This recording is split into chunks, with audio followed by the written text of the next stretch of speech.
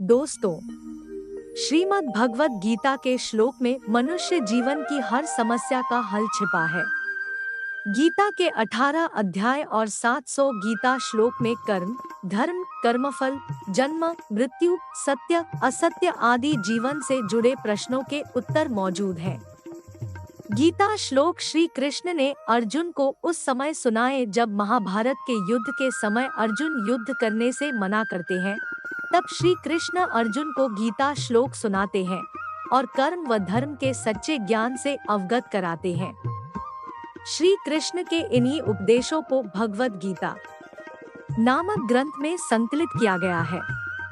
दोस्तों, सत्य सनातन की सच्ची मोटिवेशनल कहानियों के लिए सोच सनातन की चैनल को लाइक करें, सब्सक्राइब करें। कर्मण्येवाधिकारस्ते मा फलेषु कदाचन मा कर्मफल हेतुर्भूर्मा ते संगोस्त्व कर्मण अर्थ। श्री कृष्ण कहते हैं कि हे अर्जुन, कर्म करना तुम्हारा अधिकार है, परंतु फल की इच्छा करना तुम्हारा अधिकार नहीं है। कर्म करो और फल की इच्छा मत करो, अर्थात फल की इच्छा किए बिना कर्म करो, क्योंकि फल देना मेरा काम है। परित्राणाय साधूनां विनाशाय च दुष्कृतां धर्म संस्थापनार्थाय संभवामि युगे युग अर्थ। श्री कृष्ण कहते हैं कि हे अर्जुन, साधु और संत पुरुषों की रक्षा के लिए, दुष्कर्मियों के विनाश के लिए और धर्म की स्थापना हेतु मैं युगों युगों से धरती पर जन्म लेता आया हूँ। परित्राणाय साधूनां विनाशाय च दुष्कृतां धर्म संस्थापनार्थाय संभवामि युगे युगे।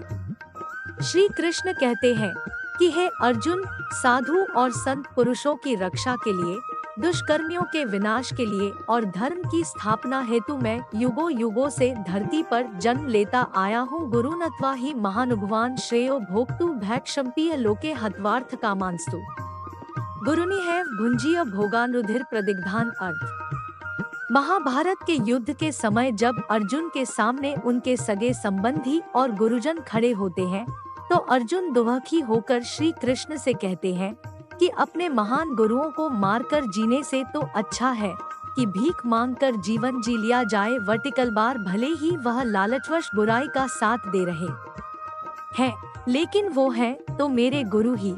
उनका वध करके अगर मैं कुछ हासिल भी कर लूंगा तो वह सब उनके रक्त से ही सना होगा।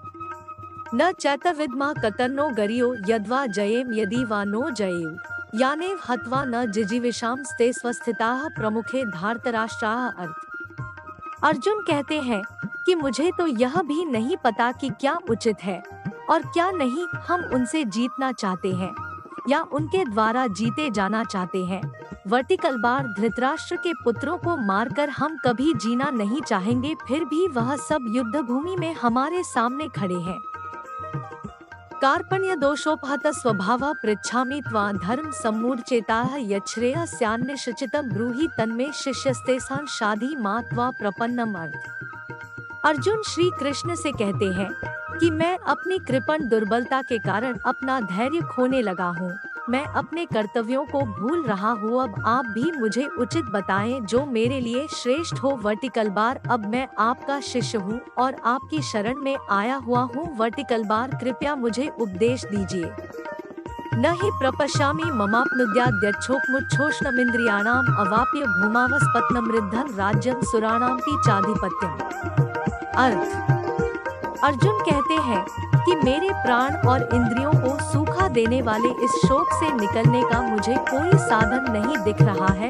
वर्टिकल बार स्वर्ग पर जैसे देवताओं का वास है, ठीक वैसे ही धन संपदा से संपन्न धरती का राजपाट प्राप्त करके भी मैं इस शोक से मुक्ति नहीं पा सकूंगा। योगस्थ कुरु कर्माणि संगं त्यक्त्वा धनंजय सिद्धे सिद्धयोः समो भूत्वा समत्वं योग उच्यते अर्थ। श्री कृष्ण कहते हैं कि हे अर्जुन, सफलता और असफलता की आसक्ति को त्याग कर संपूर्ण भाव से संभाव होकर अपने कर्म को करो। वर्टिकल बार यही समता की भावना योग कहलाती है। दुरेन ह्यवरम कर्म बुद्धियोगा धनंजय बुद्धो शरणमन्विच्छ कृपणा फलहेतवा अर्थ।